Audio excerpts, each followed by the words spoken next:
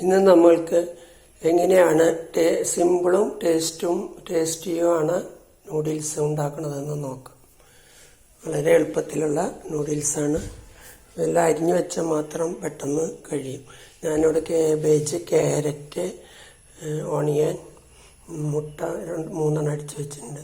കുറച്ച് നൂഡിൽസ് വെച്ച് തണുത്ത വെള്ളത്തിൽ കഴുകി വെച്ചിട്ടുണ്ട്. മല്ലിയില വെച്ചിട്ടുണ്ട്. ഞാനുണ്ടാക്കിയ പൗഡർ, പെപ്പർ, ജീരകപ്പൊടി എല്ലാം വെച്ചിട്ടുണ്ട്. ഇവിടെ ചട്ടി വെച്ചിട്ടുണ്ട്. നമുക്ക് ഇത് റീഫൈൻഡ് ഓയിൽ വയ്ക്കാം. വെളിച്ചെണ്ണയിൽ വേണ്ട.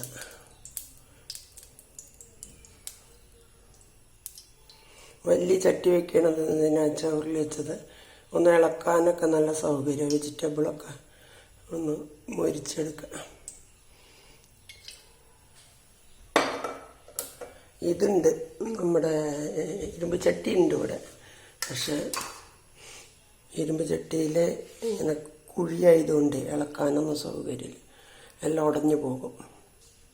അത് കാരണം നമ്മളിപ്പോൾ ഓണിയനും കറിവേപ്പില ഇടണം.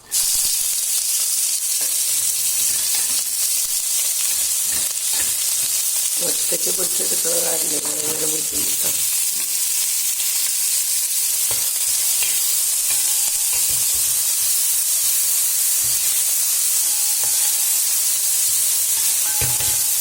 ഇത് കുറച്ചൊന്ന് പകുതി ഒന്ന് ഫ്രൈ ആയിട്ട് വെച്ചുള്ള വെജിറ്റബിൾ ഇട്ടാൽ നല്ല ടേസ്റ്റാണ്.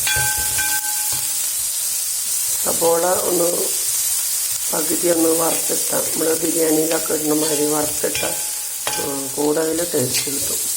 അതാണ് ഞാൻ സബോള വറുക്കുക. പിന്നെ കറിവേപ്പില എനിക്ക് ഭയങ്കര ഇഷ്ടമാണ്. എല്ലാത്തിലും കറിവേപ്പില വാരിയിടും. ആരും നൂഡിൽസിൽ കറിവേപ്പില നിട്ടതായും കണ്ടിട്ടില്ല. എനിക്ക് നല്ലതാണെന്ന് തോന്നിയത് കൊണ്ട് ഞാനിടും.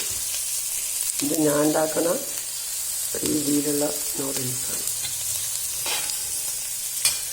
എല്ലാം അരിഞ്ഞു വെച്ചതുകൊണ്ട് നമുക്ക് എത്രയും പെട്ടെന്ന് ഉണ്ടാക്കാം. ഒരേ ഷോട്ടിൽ കാണിക്കുന്നതുകൊണ്ട് എല്ലാം അങ്ങനെ അരിഞ്ഞു വെച്ചാൽ നമുക്ക് എടുക്കാൻ പറ്റുള്ളൂ.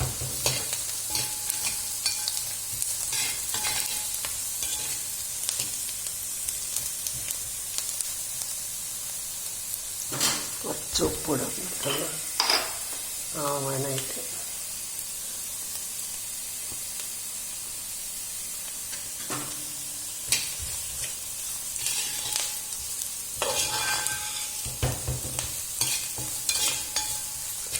എത്രയോ വർഷം മുമ്പ് ഇതൊക്കെ ചെയ്യണം വിചാരിച്ചിട്ട് എത്രയോ ഡിഷസ് ഉണ്ടാക്കി വീഡിയോയിൽ ഫോണിൽ വീഡിയോ എടുത്ത് വെച്ചതാണ്. പക്ഷെ ഫോൺ നാശമായി, എല്ലാതും പോയി. അത് വേറെ ഫോണാണ്, അത്ര നല്ല ഫോണല്ല അത്. അയ്യായി മാറിയിട്ടില്ല.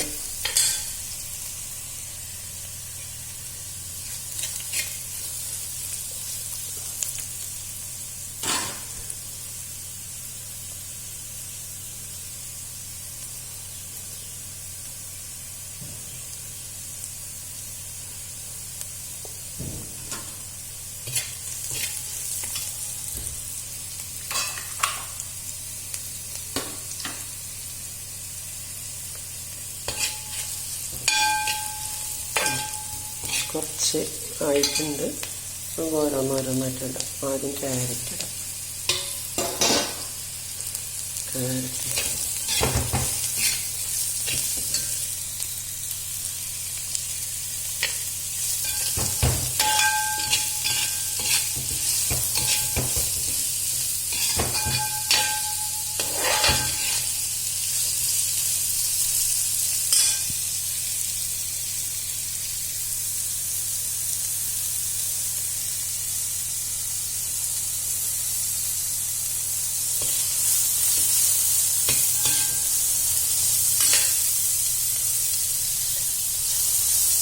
എല്ലാം ഒന്ന് വാടി കിട്ടിയാൽ മതി. എല്ലാം നൈസായിട്ട് നീളത്തിൽ അരിഞ്ഞതുകൊണ്ട് പെട്ടെന്ന് എല്ലാവരും കുക്കാവും. അധികം കുക്കാവും വേണ്ട അതിന്. ഇനി നമുക്ക് കാബേജ് ഇടാം.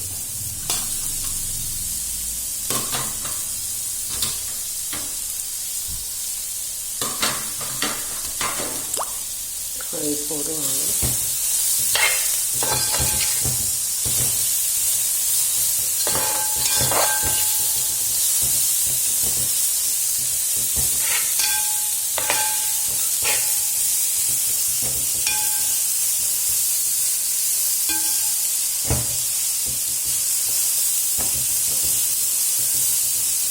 അടുപ്പിൽ വെച്ചിട്ടുണ്ടാക്കിയാൽ പെട്ടെന്ന് ആവും ഇതൊക്കെ. ഇപ്പോൾ ഗ്യാസിൽ വയ്ക്കുമ്പോൾ